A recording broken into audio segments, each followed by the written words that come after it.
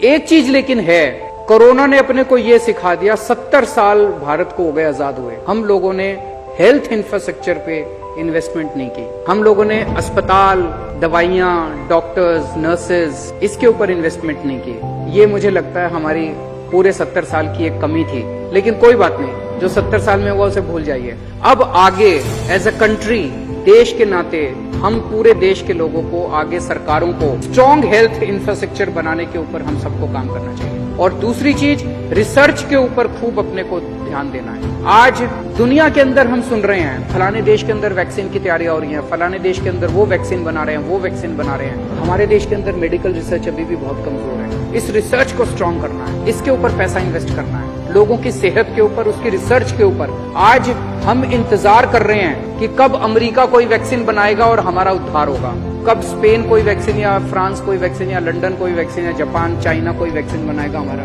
हम क्यों नहीं वैक्सीन बना सकते? हम भी वैक्सीन बना सकते हैं, हमें भी वैक्सीन बनाने की अब तैयारी शुरू करनी है। लॉकडाउन का पीरियड एक तरह से कोरोना की इंटेंसिटी को कम करता है। आज लॉकडाउन के पीरियड में हम लोगों ने अपनी पूरी तैयारी कर ली है और अब हम तैयार हैं कि अगर कोरोना के केसेस बढ़ते हैं तो इन कोरोना के केसेस को डील करने के लिए हम तैयार हैं। इस लॉकडाउन के पीरियड के अंदर हमने अपने कोविड के स्पेशल अस्पताल बना लिए, कोविड केयर सेंटर बना लिए, कोविड हेल्थ सेंटर्स बना लिए, कोविड टेस्ट सेंटर्स बना लिए। पीपी किट भी दिल्ली के अंदर रीजनेबली हमारे पास सब सफिशिएंट पीपी किट्स हैं, हमारे पास टेस्टिंग किट्स हैं। अब हम सब लोग तैयार हो गए हैं। दिल्ली के मुख्यमंत्री के तौर पर आज मैं दिल्ली के लोगों को ये पूरा विश्वास दिला सकता हूँ कि कोरोना को डील करने के लिए आज हम तैयार हैं। कल को अगर केस बढ़ भी गए, हमारी तैयारी है उससे डील करने के लिए। एक चीज पूरे देश को इस टाइम माननी पड़ेगी कि अब हमें कोरोना से जीने की तैयारी करनी पड़ेगी। कोरोना किसी डिस्ट्रिक्ट के अंदर जीरो हो जाएगा लॉकडाउन से, ऐसा मैं नहीं मानता कि जीरो होने वाला है। पूरी दुनिया में जीरो नहीं हो रहा जब तक इसकी दवाई नहीं आएगी। जब दवाई आएगी तभी कुछ इसका।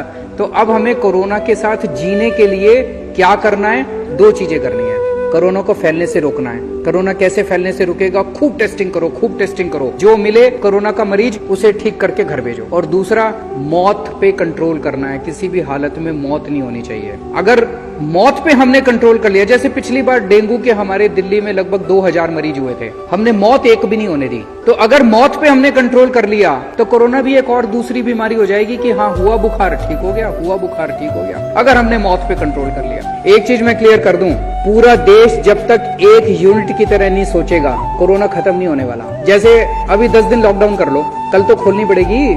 दिल्ली हरियाणा के बॉर्डर, इसके बॉर्डर, उसके बॉर्डर सब खोलने पड़ेंगे। जब खोलेंगे फिर फैल जाएगा। तो मैं जब सोचता हूं तो मैं ये भी सोचता हूं कि हरियाणा में भी केस नहीं होने चाहिए। हरियाणा की भी तैयारी हो, राजस्थान की भी तैयारी हो, महाराष्ट्र की भी तैयारी हो। सारा देश, जब पूरे देश की तैयारी होगी कि कोरोना को कैसे लड़ना है, तब दिल्ली बचेगी। दिल्ली ऐसे नहीं बचेगी कि दिल्ली अलग होके बच जाएगी।